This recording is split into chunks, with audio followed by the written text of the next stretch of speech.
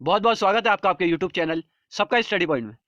और आज की इस वीडियो में हम बात करने वाले हैं क्लास 6 की हिस्ट्री के चैप्टर नंबर 5 के बारे में।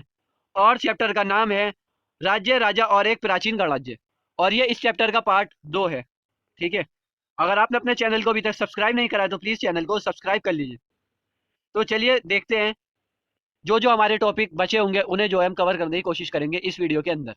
तो पार्ट 1 के अंदर मैंने आपको बताया था कि कुछ लोग कैसे शासक बने। ठीक है, 3000 साल पहले की बात है। ठीक है, पार्ट 1 के अंदर मैंने आपको बताई थी। और अश्वमेध यज्ञ कैसे होता था, और फिर राजा के ऊपर जो है पुरोहित जो है पवित्र जल छिड़कते थे। ठीक है, इन सब चीज़ों के बारे में मैंने आपको पार्ट 1 बताया। तो अगर आपने पार्ट 1 की वीडियो नहीं देखी तो आप पहले पार्ट 1 की वीडियो देखिए, उसके बाद ही आप पार्ट 2 की वीडियो देखना। ठीक है, और ये सारी वीडियो आपको आपके यूट्यूब चैनल सबका स्टडी पॉइंट की प्ले लिस्ट के अंदर आपको मिल जाएंगी। तो टॉपिक है आज आपका वर्ण। ठीक है, तो उत्तर भारत में जो है खासकर गंगा यमुना क्षेत्र में कई ग्रंथ जो थे रचे गए। ठीक है, जैसे ऋग्वेदिक काल, अगर मैं इसकी तिथि की बात करूं इस काल की, तो 1500 से 1000 ईसा पूर्व जो है इसकी तिथि है। ठीक है, और ऋग्वेदिक काल के अंदर जो है वेद आया था, ऋग्वेद जो सबसे प्राचीन वेद माना जाता है। और इसके अंदर जो है 10 मंडल थे, 10-28 जो थे सूत्रक थे, जिन्हें जो है प्रार्थनाएं कहा जाता है। ठीक है, तो ये था। ठीक है, और उत्तर वैदिक काल की अगर मैं बात करूं, इसकी तिथि है 1000 से 600 ईसा पूर्व। ठीक है, और उत्तर वैदिक काल के अंदर जो है 3 वेद आए, जिसमें सामवेद, यजुर्वेद और अथर्ववेद। ठीक है, तो अब हम बात करेंगे उत्तर वैदिक काल के बारे में। तो उस समय जो है समाज जो है कई समूहों में जो है बटा हुआ था, जैसे पुरोहित, योद्धा, कृषक, पशुपालक, व्यापारी, शिल्पकार और श्रमिक, मछली पकड़ने वाले। ठीक है, और कुछ लोग थे जो जंगल में भी रहते थे। ठीक है, और कुछ पुरोहित जो थे वो वैभवशाली थे, और कुछ योद्धा भी जो थे वैभवशाली थे। ठीक है, और कुछ कृषक जो थे उस समय धनवान थे, और कुछ व्यापारी भी धनवान थे। ठीक है, तो पुरोहितों ने जो है ऐसा सिस्टम कर रखा था कि लोगों को जो है 4 वर्गों में जो है विभाजित कर रखा था। ठीक है, और जिन्हें जो है वर्ण कहा जाता था। ठीक है, और पुरोहितों के अनुसार जो है प्रत्येक वर्ण के लोगों को जो है अलग अलग कार्य जो है करने होते थे, और उनके लिए जो है लोगों के लिए कार्य जो है निर्धारित किए गए थे, तय किए गए थे। ठीक है, और जिसमें प्रथम स्थान पर थे वर्ण व्यवस्था में ब्राह्मण। ठीक है, जिनका काम था वेदों को पढ़ना और पढ़ाना और यज्ञ कराना। ठीक है, और इन सब काम करने के बदले ब्राह्मणों को क्या मिलते थे, उपहार मिलते थे। ठीक है, गिफ्ट मिलते थे। और दूसरे स्थान पर थे क्षत्रिय, जिनका काम था युद्ध करना और लोगों की रक्षा करना। ठीक है, तीसरे स्थान पर थे वैश्य, जिनका काम था कृषक थे ये, पशुपालक थे। ठीक है, और व्यापारी थे। ठीक है, इनका काम ये था। और शूद्रों का, शूद्र जो थे इन्हें जो है अंतिम स्थान पर रखा गया था, चौथे स्थान पर रखा गया था, जिनका काम होता था अन्य तीनों वर्गों के लोगों की सेवा करना और सफाई सुथराई करना। ठीक है, अब देखिए, यज्ञ करने का अधिकार जो था वो क्षत्रियों को भी था और वैश्यों को भी था, मगर शूद्रों को नहीं था।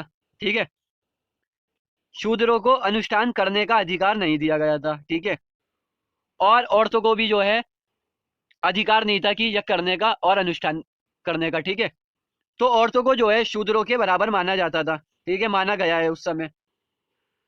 तो महिलाओं को और शूद्रों को वेदों के अध्ययन का अधिकार बिल्कुल भी नहीं था। ठीक है, तो पुरोहितों के अनुसार जो है सभी वर्णों का निर्धारण, ठीक है, जन्म के आधार पर होता था। ठीक है, मान लीजिए कोई अगर ब्राह्मण के घर में पैदा हुआ है बच्चा, संतान हुई है, तो वो ब्राह्मण ही कहलाएगा। ठीक है, तो ऐसा था, जन्म के आधार पर था। तो ब्राह्मण की संतान होगी तो वो ब्राह्मण ही कहलाएगी। ठीक है, क्षत्रिय नहीं कहलाएगी। ठीक है, ब्राह्मण का बच्चा ब्राह्मण ही होगा, कहने की बात यह है।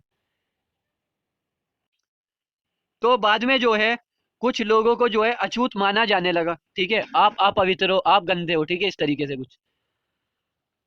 तो अछूत वर्गों में जो थे, जो लोग थे, कुछ शिल्पकार थे, शिकारी थे, भोजन संग्राहक शामिल थे। ठीक है, अछूत वर्गों में। और जिन्हें अछूत मानते थे, अपवित्र मानते थे, वह लोग जो है काम करते थे शवों को दफनाने का और शवों को जलाने का। ठीक है, ये जो है ये लोग काम करते थे, और इन्हें जो है अपवित्र माना जाता था। ठीक है, तो कुछ लोगों को जो है उस समय जो है वर्ण व्यवस्था जो है अच्छी नहीं लगी, ठीक है, बुरी लगी, ठीक है। लोग आलोचना भी करते थे कि ये गलत बात है। तो कुछ राजा जो थे वो पुरोहितों को जो है श्रेष्ठ मानते थे, ठीक है। और कुछ लोगों को जो है ये बात भी अच्छी नहीं लगी कि जन्म के आधार पर जो है वर्ण व्यवस्था है, ये बात भी कुछ लोगों को अच्छी नहीं लगी कि जन्म के आधार पे ही काम होगा, कि जो जिस घर में पैदा हुआ है वो यही काम करेगा, ये भी बात लोगों को अच्छी नहीं लगी, ठीक है। और कुछ लोग जो थे अनुष्ठान कराने का अधिकार सबको हो, कुछ लोगों का कहना यह था कि अनुष्ठान कराने का अधिकार जो है सबको, उस समय लोगों की ये भी डिमांड थी, ठीक है। और कई लोगों ने जो है अछूत की जो है आलोचना भी करी इस बात की, ठीक है। अब देखिए हमारा टॉपिक है जनपद, ठीक है। तो जो महायज्ञ कराने वाले राजा थे, ठीक है, वो जो है जन के राजा ना होकर, ठीक है, जन के राजा ना होकर जनपद के राजा माने जाने लगे, ठीक है। जो ऋग्वेदिक काल में जो है जन था, ठीक है, जन था जिसमें कबीले के लोग रहते थे, ठीक है, जन कहा जाता था, वो जनपद में बदल गया, ठीक है। नाम चेंज हो गया उत्तर वैदिक काल में, जन को जो है जनपद कहा जाने लगा, ठीक है। कहने का मतलब ये है, तो जनपद का अर्थ होता है जन के बसने की जगह, यानी लोगों के बसने की जगह, ठीक है। तो आर्कोलॉजिस्ट जो होते हैं, पुरातात्विदों ने जो है जनपदों की कई बस्तियों की जो है खुदाई करी, ठीक है। जिसमें दिल्ली में उन्हें मिला पुराना किला, ठीक है। और उत्तर प्रदेश में मेरठ, मेरठ के पास जो है हस्तिनापुर है, ठीक है, ये मिला। और एटा एक जगह है, ठीक है, उसके पास जो है अंतरजी खेड़ा मिला, ये भी प्रमुख जगह है, ठीक है।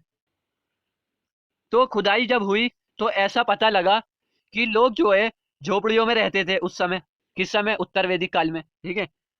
और मवेशियों और अन्य जानवरों को लोग पालते थे, ये भी पता लगा खुदाई में। और चावल, गेहूं, धान, जौ, दालें, गन्ना, तिल, सरसों की फसलें उगाते थे, ये भी पता लगा हमें खुदाई में, ऐसे साक्ष्य मिले, ठीक है।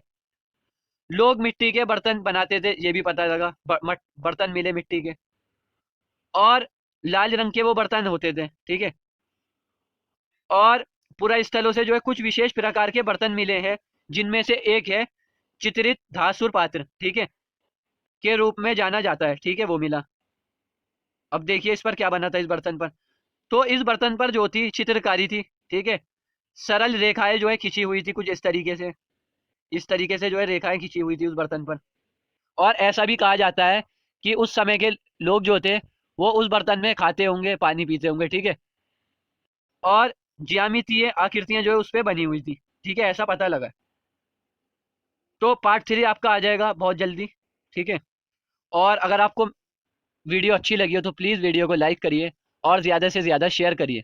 अगर आपने अपने चैनल को अभी तक सब्सक्राइब नहीं करा है तो प्लीज़ चैनल को सब्सक्राइब करिए। थैंक्स फॉर वॉचिंग, धन्यवाद।